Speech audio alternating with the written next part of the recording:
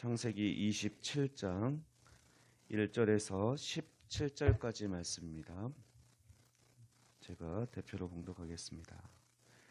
이삭이 나이가 많아 눈이 어두워 잘 보지 못하더니 맏아들 에서를 불러 이르되 내 아들아 하매 그가 이르되 내가 여기 있나이다 하니 이삭이 이르되 내가 이제 늙어 어느 날 죽을는지 알지 못하니 그런즉 내 기구 곧 화살통과 활을 가지고 들에 가서 나를 위하여 사냥하여 내가 즐기는 별미를 만들어 내게로 가져와서 먹게 하여 내가 죽기 전에 내 마음껏 내게 축복하게 하라.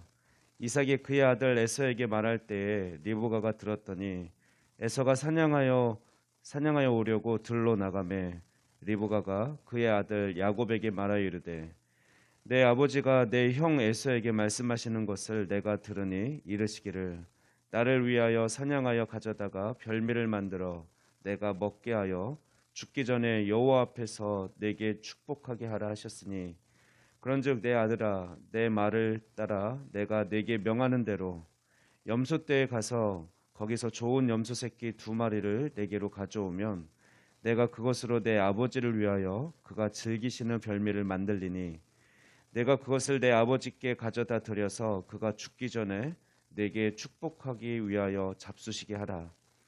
야곱이 그 어머니 리브가에게 이르되 내 형 에서는 털이 많은 사람이요 나는 매끈매끈한 사람인즉 아버지께서 나를 만지실진대 내가 아버지의 눈에 속이는 자로 보일지라 복은 고사하고 저주를 받을까 하나이다.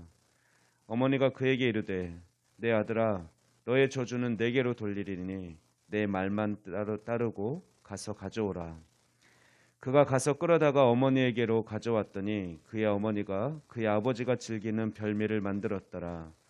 리브가가 집안은 자기에게 있는 그의 맏아들 에서의 좋은 의복을 가져다가 그의 작은 아들 야곱에게 입히고 또 염소 새끼의 가죽을 그의 손과 목의 매끈매끈한 곳에 입히고 자기가 만든 별미와 떡을 자기 아들 야곱의 손에 주니. 아멘. 창세기 27장은 실수하는 이야기들로 가득 차 있습니다. 오늘 본문은 이삭과 리브가의 실수를 볼 수 있고 그리고 내일 살펴볼 나머지 본문에서는 야곱과 에서의 실수를 보게 됩니다. 이들은 모두 인간적인 생각과 조급함 때문에 실수를 하고 또 불신앙에 빠지게 됩니다. 먼저 1절 말씀 보면 이삭이 나이가 많아 눈이 어두워졌다라는 기록이 있습니다. 이것은 단지 시력뿐 아니라 영적인 민감성도 둔해졌음을 의미합니다. 이삭은 미래에 주실 하나님의 약속보다는 현재의 상황에 더 민감하게 반응했고 믿음보다는 인간적인 생각을 앞세웠습니다. 그래서 그는 자신이 죽기 전에 서둘러서 장자를 축복하려고 하고 있습니다.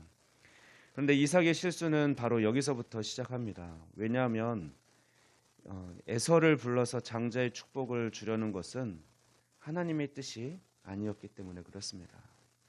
하나님께서는 쌍둥이를 주셨을 때 태중에서 그들이 싸우는 것을 보고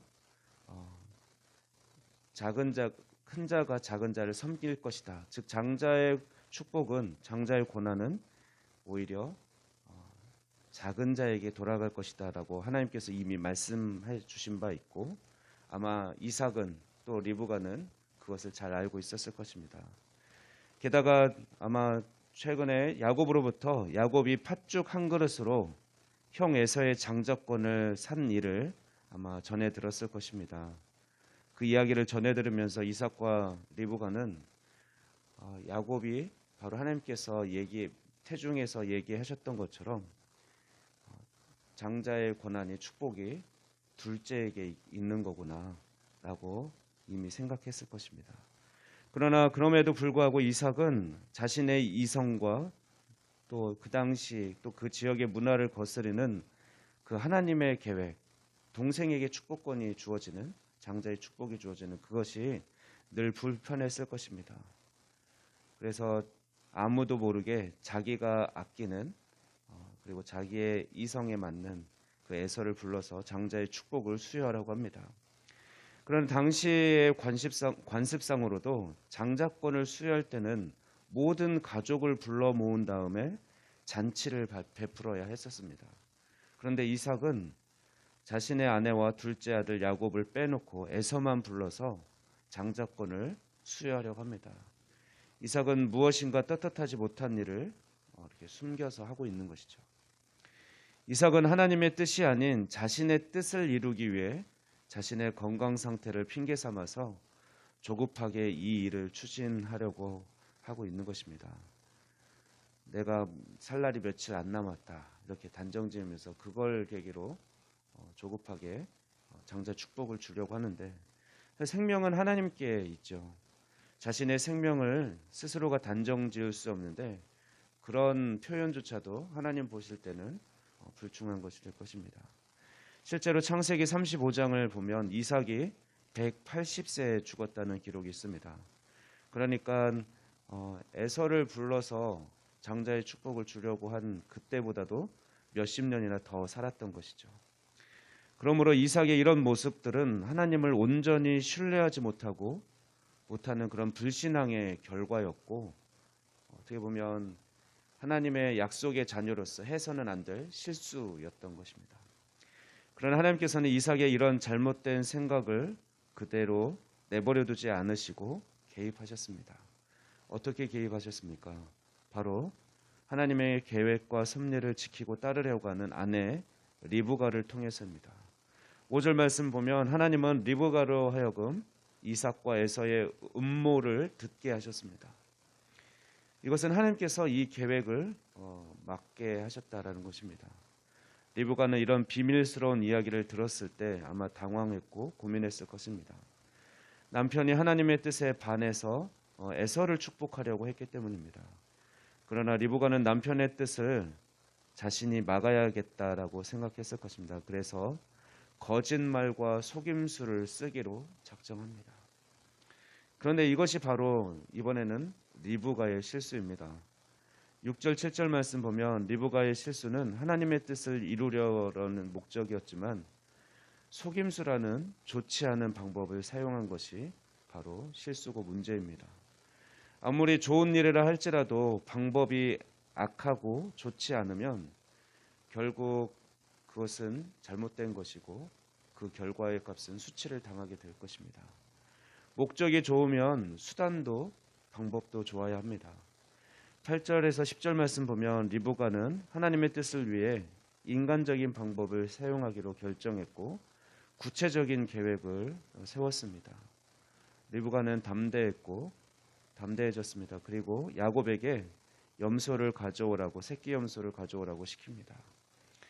리브가는 남편이 좋아하는 음식이 무엇인지 잘 알고 있었기 때문에 그래서 별미를 만들고 그 음식으로, 또 야곱이 매끈매끈한 것을 알기 때문에 염소의 가죽으로 그 부분을 속이려고 그렇게 다 계획이 있었습니다. 어떻게 하다가 갑자기 속이는 게 아니라 어쩌면 오래전부터 리브가는 만약 에서를 축복하려고 할 때 내가 어떻게 야곱이 축복받게 할까 미리 계획하고 아마 계획을 생각해 두었는지 모르겠습니다. 그런데 그렇게 야곱에게서 야곱을 에서로 변장시켜서 아버지 이삭의 축복을 얻어내게 하지만 그럴듯하지만 한편으로는 결코 용납될 수 없는 행동이죠. 속이는 것이기 때문에 그렇죠. 하나님께서 기뻐하지 않는 일이었습니다. 진정 하나님 뜻이라면 하나님의 방법으로 이루어야 합니다.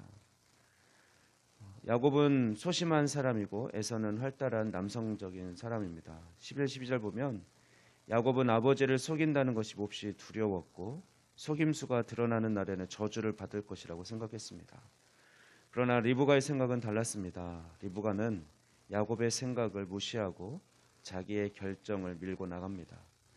13절 말씀 보면 심지어 만일 거짓말이 탄로 나서 저주를 받게 되면 자신이 받겠다라고 스스로를 저주하면서 둘째 아들 야곱에게 장자의 축복을 받게 하려고 모든 수단과 방법을 가리지 않는 것을 보게 됩니다. 14절 말씀 보면 야곱은 어머니 말씀대로 그렇게 순종했습니다. 그리고 15절에서 17절 말씀 보면 리브가는 자신이 계획한 대로 착착 진행을 합니다. 여기까지 본문의 말씀 보면 어떻습니까? 약속의 자녀 이삭과 그의 아내 리브가는 각자의 생각과 욕심을 따라 행함으로써 각각 하나님 앞에 실수를 저지릅니다. 그러나 하나님께서는 이렇게 실수가 많은 이삭과 리브가를 포기하지 않으셨습니다. 그들을 통해서 하나님은 계속해서 신실하게 하나님의 뜻을 이루어 가셨죠. 이제 말씀을 정리합니다. 우리는 오늘 본문을 통해서 믿음의 사람도 실수한다라는 것을 보게 되었습니다. 그리고 이것은 우리에게 한편 또 위로가 되기도 합니다. 만일 믿음의 사람이 실수를 하지 않는 모습만 성경에 기록되어 있다면 아마 우리는 많이 더 좌절했겠죠. 또 구분지어질지 모르겠습니다. 성경에 나오는 인물은 완벽한 인물이니까 그렇지. 그러나 성경은 그들의 실수까지도 정확하게 다 기록하고 있습니다. 사람은 누구나 실수합니다. 믿음의 사람이라 할지라도 인간은 실수할 수밖에 없는 존재입니다. 그럼에도 불구하고 하나님은 이삭을 약속의 자녀로 세우겠다라고 그렇게 약속해 주셨기 때문에 이삭이 잘해서가 아니라 하나님의 신실하심 때문에 그 약속을 이루어가는 것을 보게 됩니다. 그러므로 여러분 용기를 잃지 마십시오. 하나님께서는 우리를 역시 우리를 하나님의 자녀로 그렇게 우리를 완전한 구원을 이루시기로 결정하셨고 약속하셨기 때문에 우리를 결코 포기하지 않을 것입니다. 때로는 우리가 실수한다 할지라도 용기를 내서 회개할 부분이 있으면 돌이키고 주님 앞에 나아가면 됩니다. 하나님은 우리를 들어 사용하기를 기뻐하십니다. 이런 하나님의 신실하심과 선하시고 인자하심을 우리는 찬양하면서 그렇게 날마다 담대히 믿음의 길을 걸어가면 되겠습니다. 기도하겠습니다. 사랑의 하나님 아버지 감사합니다. 우리가 여전히 죄인일 때 우리를 불러주시고 또 예수 그리스도를 덧입어 의롭게 하신 하나님 감사합니다. 이삭과 리브가가 실수를 하였음에도 그들을 하나님의 구속사에 크게 사용하신 주님, 이 말씀으로 우리를 위로하여 주시니 감사합니다. 우리 역시 실수와 허물이 더 많은 연약한 존재지만 우리를 하나님 나라를 위해 불러주시고 또한 우리와 영원히 함께하기를 원하시니 감사합니다. 우리를 부르신 이가 하나님이심을 믿기 때문에 또한 우리가 당한 모든 어려움을 능히 감당케 하실 또 하나님을 의지하고 바라봅니다. 하나님, 우리의 연약함을 도우시며 하나님의 선하시고 그 크신 일을 이루어 주시며 영광받아 주시옵소서. 감사드리며 이 모든 말씀 우리 주 예수 그리스도의 이름으로 기도하옵나이다. 아멘.